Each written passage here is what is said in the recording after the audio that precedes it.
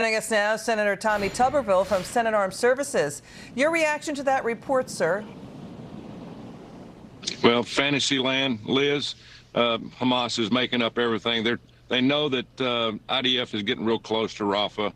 They're panicking. They should make a deal, but the only deal that should be made would be release the hostages and surrender. Let's get this thing over with. They can't win. But it's going to get worse and worse as we go along. But they're making this fantasy thing up to where they can get this over with on their terms. It's not going to happen. Yeah, so Hamas terrorists accepted a ceasefire proposal, but it's from Egypt and Qatar. It does not talk about releasing the 132 hostages. Israel's not seen the deal. That's not how negotiations work. This is about Hamas trying to win a PR, public relations war. Israel reportedly not taking this seriously. Well, obviously they're not taking it seriously, and they shouldn't take it seriously. They know what needs to be done. They've worked with Hamas several times on a ceasefire. They won't accept that.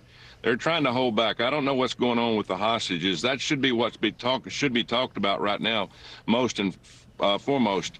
But, you know, things are getting tight around Rafah.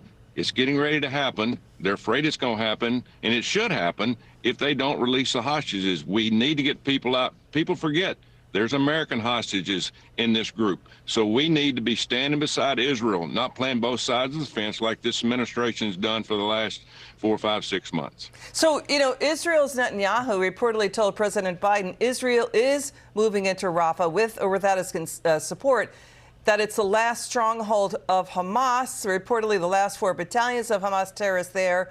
You know, if they don't wipe them out, they'll simply retake Gaza and attack Israel again. But are these reports true? President Biden threatened to stop a weapons shipment for Israel after he and Congress, you know, signed off on $15 billion in aid for Israel.